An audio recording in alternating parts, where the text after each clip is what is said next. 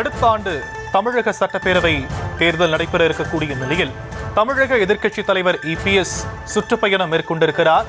கோவை மாவட்ட மேட்டுப்பாளையத்தில் அவர் சுற்றுப்பயணத்தை தொடங்கியிருக்கக்கூடிய நிலையில் அங்கு வேளாண் மக்களிடம் அவர் குறைகளை கேட்டறிந்து வருகிறார். அது குறித்தான தகவல்கள் கிடைக்கப்பட்டிருக்கின்றன. இந்த நிலையில் சமூக ஆர்வலர்கள் என்ற பெயரில் சிலர் வழக்கு போட்டு செங்கல் சூளைகளை மூடுவதாகவும் இபிஎஸ்ஸிடம் முறையீடு செய்யப்பட்டிருந்த நிலையில் அது குறித்தான விவரங்களை அவர்களிடமிருந்து அவர் கேட்கப்பட்டிருக்கிறார்.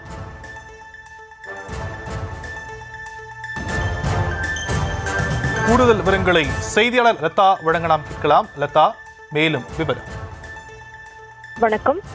எதிர்க்கட்சித் தலைவரும் அதிமுக பொதுச் செயலாளருமான எடப்பாடி பழனிசாமி இன்றைய தினம் கோவை மேட்டுப்பாளையம் தொகுதியில் தன்னுடைய சுற்றுப்பயணத்தை தொடங்கி இருக்கிறார். முதலாவதாக அங்கே வனபத்ரகாளி அம்மன் கோயிலில் தரிசனம் செய்து சுற்றுப்பயணத்தை தொடங்கி இருக்கக்கூடிய அவர் முதல் கட்டமாக பார்த்தோம் அப்படின்னா விவசாயிகள், நெசவாளர்கள், அதே போல செங்கல் சூளை உற்பத்தியாளர்கள் உள்ளிட்டோரை எல்லாம் நேரில் சந்தித்து அவர்களினுடைய குறைகளை எல்லாம் கேட்டறிந்து வருகிறார். அந்த வகையில செங்கல் சூளை உற்பத்தியாளர்கள் தரப்பில் திமுக அரசு குறித்து இபிஎஸ்ஸிடம் புகாராக தெரிவித்திருக்கிறார்கள். முக்கியமாக செங்கல் சூளை உற்பத்தியாளர்கள் தரப்பில் இபிஎஸ்ஸிடம் பேசிய பொழுது, அதிமுக ஆட்சியில் நாங்கள் கேட்டது உடனே செய்து கொடுத்தனர். ஆனால் இந்த ஆட்சியில் சமூக ஆர்வலர்கள் என்ற பெயரில் சிலர் வழக்கு பதிவெல்லாம் செய்து, அதாவது வழக்கு போட்டு செங்கல் சூளையை மூட வைத்தனர். திமுக அரசு 4 ஆண்டுகளாக எந்த விடியலையும் ஏற்படுத்தவில்லை என்று அவர்கள் தங்கள் குறைகளை அவரிடம் எடுத்து கூறினார்கள். மேலும் சட்டத்துக்கு உட்பட்டு செங்கல் சூளைகளை நடத்த நாங்கள் தயாராக இருக்கிறோம். நீங்கள் முதலமைச்சர் ஆனதும் செங்கல் சூளை தொழிலை மீண்டும் இயக்க ஆவண செய்ய வேண்டும் என்று எடப்பாடி பழனிசாமியிடம் கோரிக்கையாக செங்கல் உற்பத்தியாளர்கள் வைத்திருக்கிறார்கள்.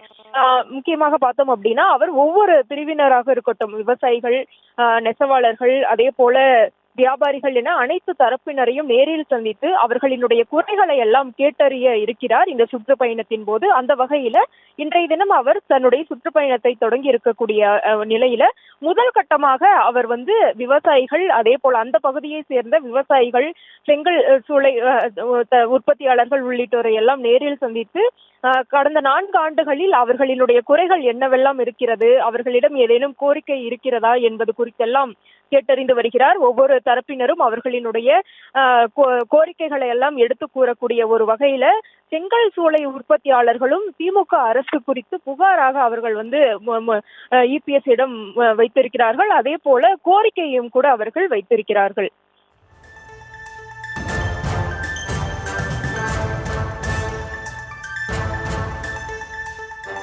விரிவான விவரங்களுக்கு நன்றி லதா.